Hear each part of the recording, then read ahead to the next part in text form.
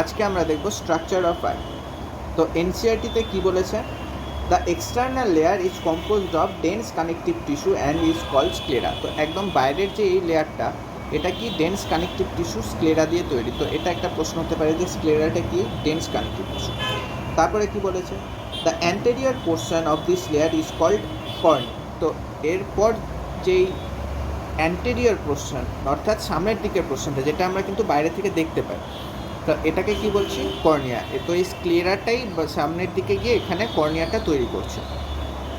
The middle layer chloride.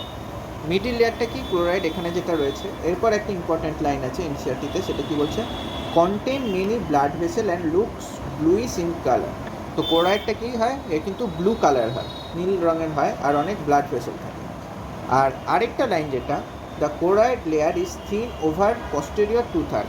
তো এইখানটায় দেখছি যে ক্লোরাইডটা কিন্তু এই দিকটায় মোটা রয়েছে, কিন্তু তারপরে যত সামনের দিকে যাচ্ছে তত থিন হয়ে যাচ্ছে। অর্থাৎ এই পস্টেরিয়র 2/3 1/3টা মোটা পেছনের দিকে, কিন্তু এই পস্টেরিয়র এই জায়গাটা 2/3 এখানে ক্লোরাইডটা জুম করে দেখলেও বুঝতে পারছি ধীরে ধীরে কিন্তু এটা থিন হয়ে যাচ্ছে এই জায়গাটা।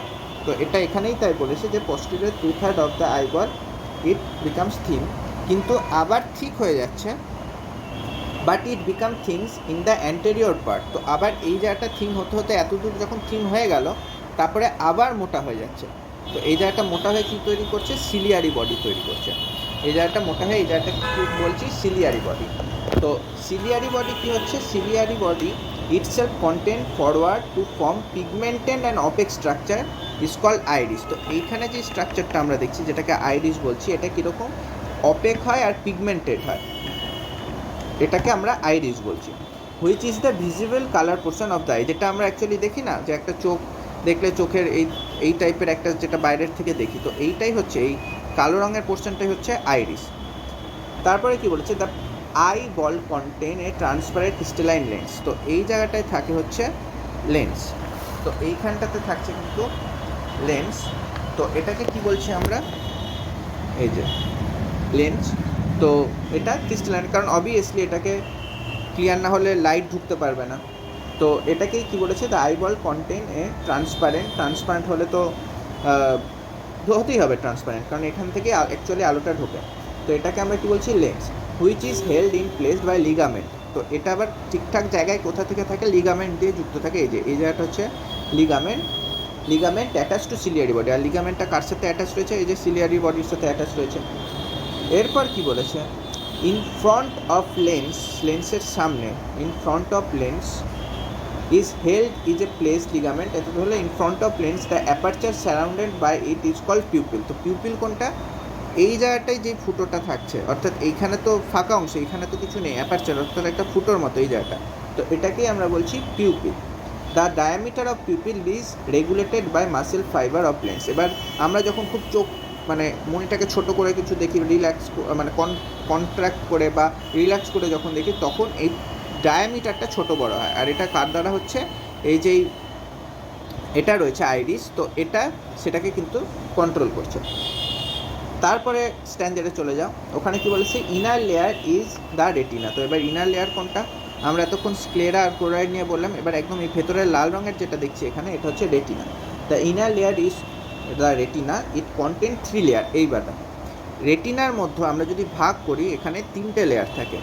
কী কী লেয়ার থাকে, একদম আউটসাইডের দিকে কি থাকে, আউটসাইডের দিকে, অর্থাৎ এখানে এনসিআরটিতে যেটা বলেছে ফ্রম ইনসাইড টু আউটসাইড।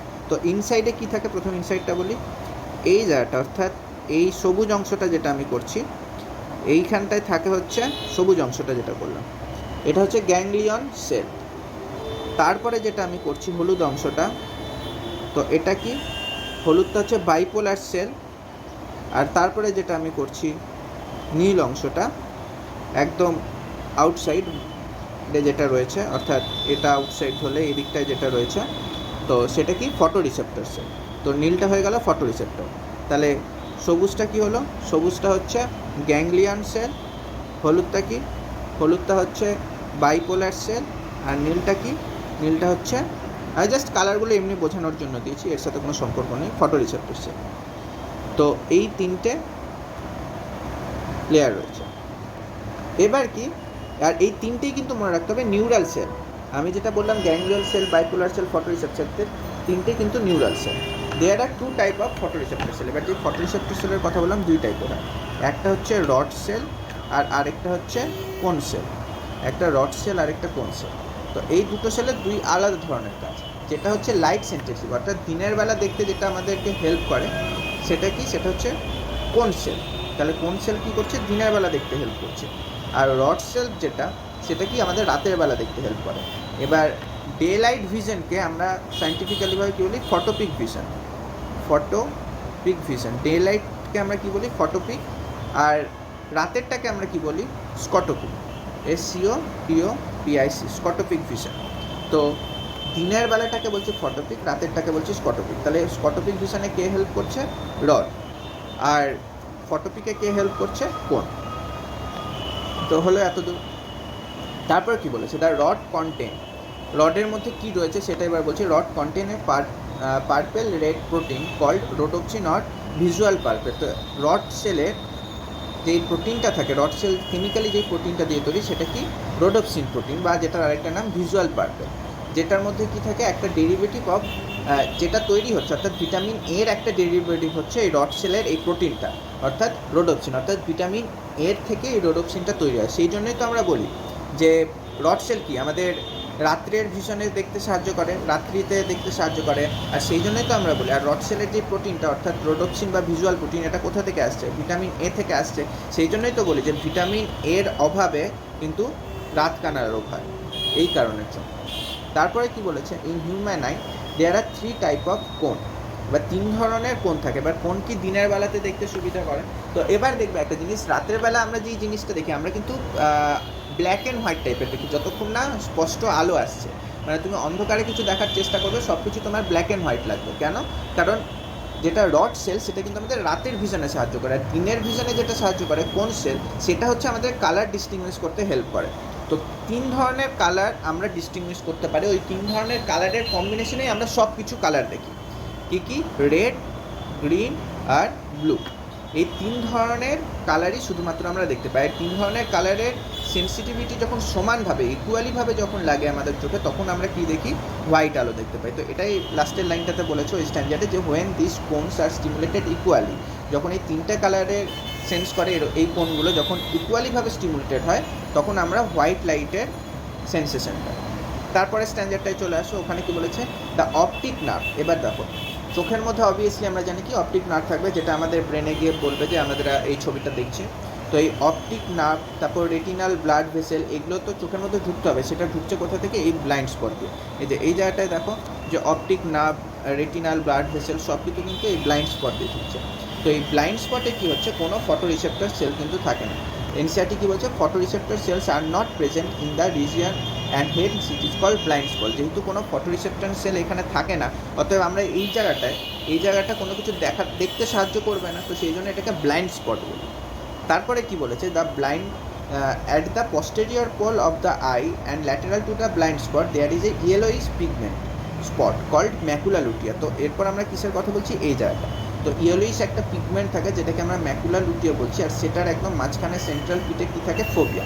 তো এই পার্টটা কি, ম্যাকুলা লুটিয়া, আর এর একদম সেন্ট্রাল পিঠে অর্থাৎ মাঝখানে একদম এখানে যেটা ডাউনলোড করে এখানে যেটা দাগিয়ে দিয়েছে, যে এই জায়গাটায় কি থাকবে, ফোবিয়া।